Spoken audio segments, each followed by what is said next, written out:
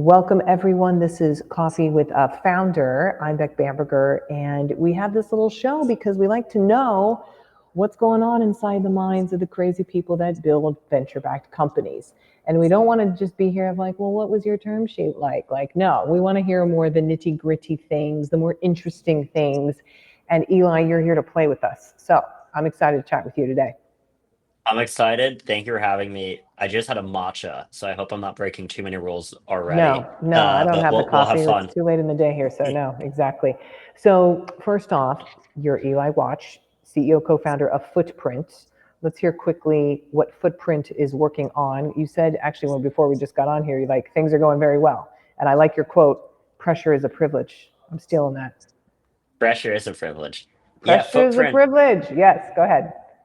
I mean, I think we said what we're building matters, and I think it's important to really believe that there's $50 billion of identity theft a year. That number is only growing. Footprint's goal is to make that number get to zero. What we build is we give companies an embedded UX or user experience to onboard users. So what that really means is if you apply to open a bank account, get a credit card, rent an Hmm. apartment, rent a car, we are often powering a lot of that forums to essentially say, are you Beck or are you something pretending to be Beck? What's unique about Mm-hmm. Footprint is we make identity portable. So we say there is an infinite amount of bad actors in the world. We'll never catch them all. Finite amount of True. real people. So if we instead of look to say, is this person bad or not? That's a game that we'll never win. None of our Yeah. competitors will ever win. Yes. We try to say the moment there's a second Beck or a second Eli, one of us has to be lying, and we'll deduplicate you from there. Okay. And is this only accelerating, I'm assuming, by the use of AI actors and so forth? Identity Yeah, theft. Hmm. I mean, we say fraudsters have a full-time job, just like me and you. We may not agree with it, but they have no red tape and they have no bureaucracy. They're way quicker than us to use AI tools, which makes sense because they can use AI to make more good fake ID documents, to nurture more synthetic identities. AI Hmm. is really just giving fraudsters an amazing tool in their belt to more quickly Yes. create bad Yes. identities. This is the yin and the yang of anything like, oh, the internet, it's so bad. It's like, yeah, but it's also so good. But yeah, it's also so bad. AI, same thing. It's going to be great, amazing Exactly. things, but there's going to be some really bad, horrible shit that also comes from it. Sorry, but Yeah. the truth. A friend of mine posted a graphic and he essentially said VCs have funded the toolkit for fraudsters. And he wasn't wrong. He showed all of the tools that a Yeah. lot of companies use for good ways, but fraudsters use to send phishing attacks now. Yes. In a way, though, you take that to the next level. It's like, well, for car manufacturing, that kills people too. That kills people on the road every day. That kill, that does. So, but yet then people are able to get to and from and operate in our economy and stuff. So I always see it as just there's the pluses, there's the negatives with anything in the tech world we create. It is just Definitely. par for the course. It just is going to be what it is. So let's talk a little bit more about pressure is a privilege. Tell us more, because it is. And you're under a I lot of think it pressure, is. Eli. Tell us. Look, you definitely are. I think that I don't think you should buy into pressure. And I think what's important is there maybe distinguishing between the correlation of chip on shoulder and success. A lot of founders, I think, would attribute their success or their drive to having a chip on their shoulder. I definitely did for a long time. Increasingly, I think that's the wrong way to view the world. I don't think I was able to have success because I had a chip. I think the chip drove me. But I actually think the more you can say, I'm not successful because of the things that motivate me, I'm successful because I want to work hard, because I genuinely enjoy it, then you're going to be able to take on more pressure. Because in scenario one, you can't take on that much actual pressure because you have so much pressure from yourself, saying that if you Ah, fail, all of these fascinating. bad things will happen. But if you say, Ah, I believe in myself, if I fail, like I've taken the things in my control and done it, then you can actually take on more pressure. I haven't heard this philosophy before, but this is why we're here for this little show. Okay, but wait a second, Eli. You said you used to have the chip. How did you Totally. get rid of it? What was it Uh, also? I mean, I think uh, I told a famous tier one VC fund before I started the company. They asked me a question to the degree of how would you rate your mental health? And I think I said I'm crazy enough to start a company when I'm 23, but I'm sane enough to say that I'll start therapy right after I raise a seed round. And that Ooh, is what did true. they say? I, What did they they say? they loved it. And I guess I say that story for a couple reasons. One, I do think that mental health and like bad mental health almost gets glorified too much in Yeah, founder yeah, circles.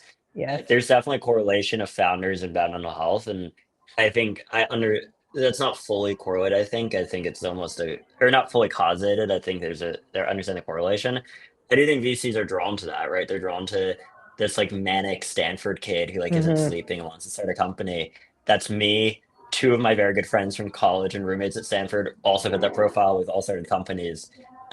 So I understand why there's pattern matching there. Hmm. Big I time. think that I think you naturally get a chip when you're not really from that position in college. I think it starts when you're much younger, and we can Oh, unpack for that sure. maybe for Oh, that's a drinks. whole other thing. To, Yeah.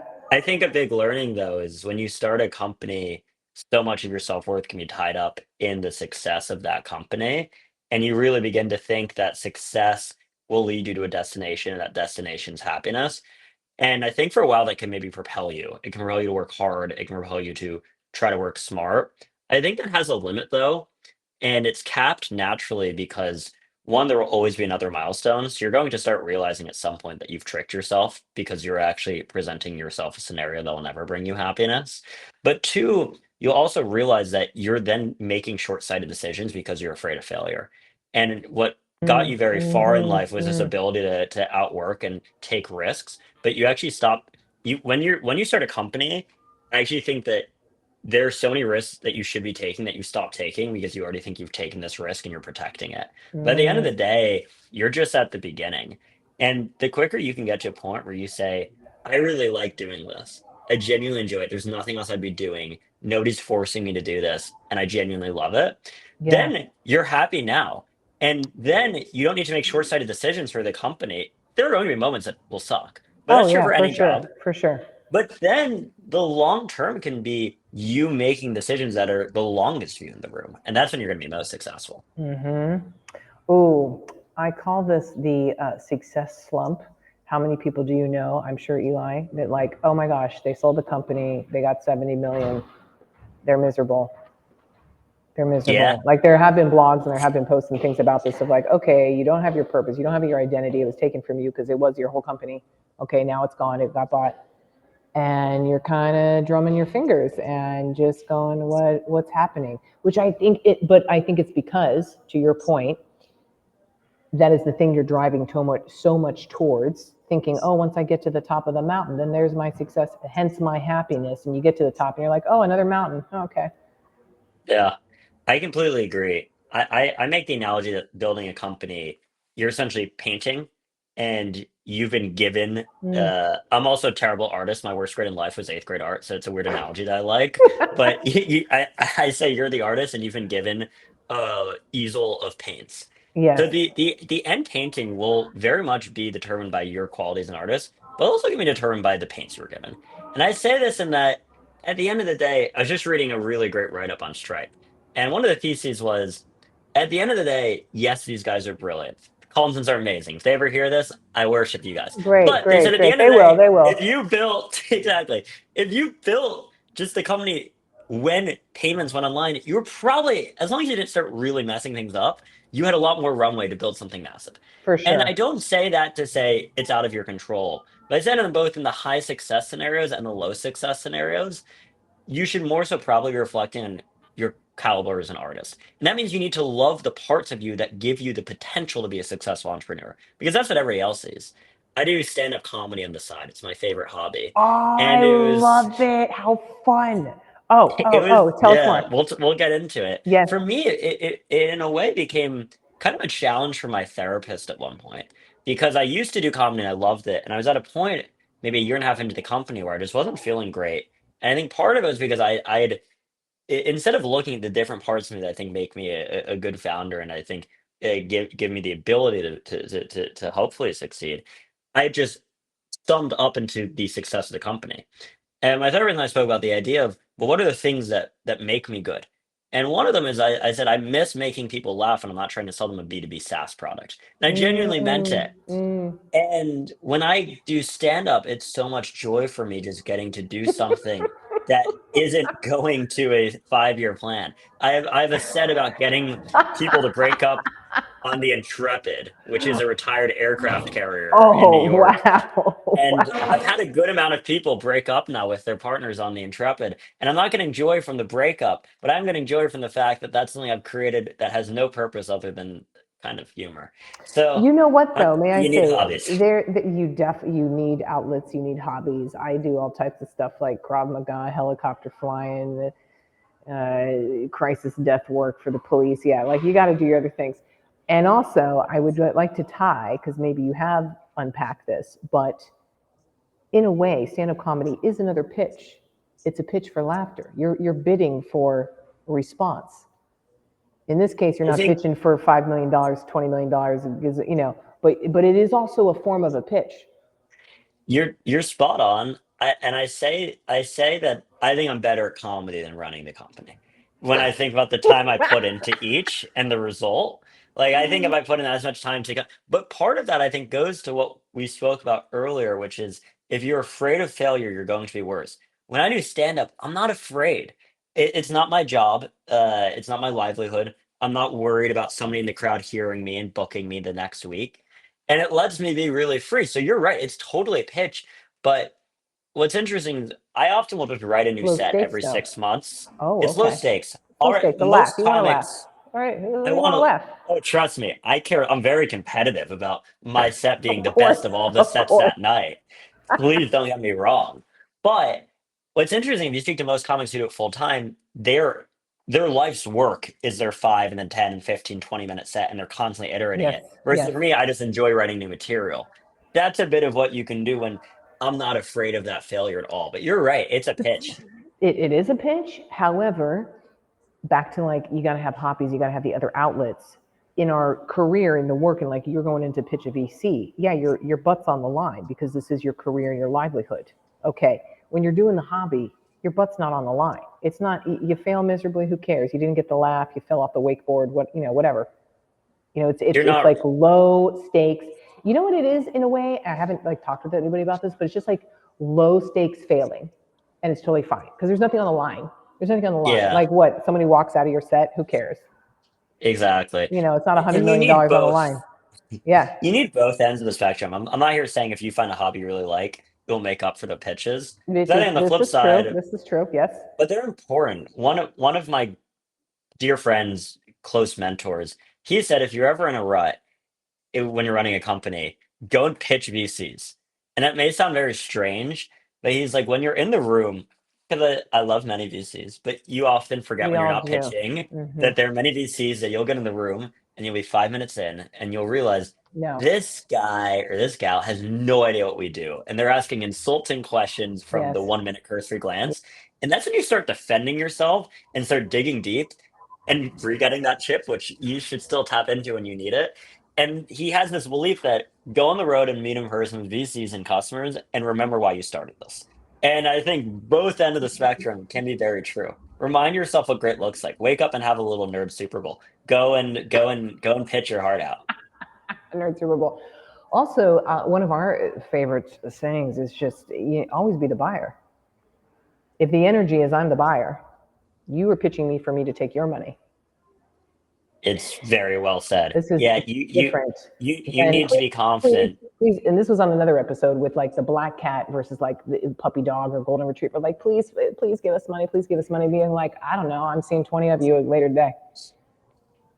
I couldn't say that in any better sense. I don't give a Whenever people shit. call me for fundraising advice, I say your ultimate goal is to get the investors to think that you're doing them a favor by letting them give you money. Exactly. And you need to believe that in Always. your You heart. need to. Yes. So that's the other thing. It just cannot be like this, like mind. No, you need to deep inside believe this. And I'm sorry when we think about like all these people, well, we don't need to mention names, who got gazillions of dollars from people who had nothing to do with the things, who are now in prison or whatever. It's because they had that. So there's a far dark degree to have that. But Yeah, done but right, I it yet also yes, think, and I'll say, even though it's dangerous to say in a podcast, given I'm down a list with a bunch of them, but really good founders are closer to those people who went to jail in some ways than we maybe would it's a like to fine admit. line. It It's a is a fine fine line. line. It's a fine line, and do not cross it. But yeah, you definitely need to like. It is objectively crazy for you to like I remember I would tell people back in 2021 when they By were the way, I'm raising like in a doctor's to office. This is say, what's going on. Anyway, for people. uh, Okay.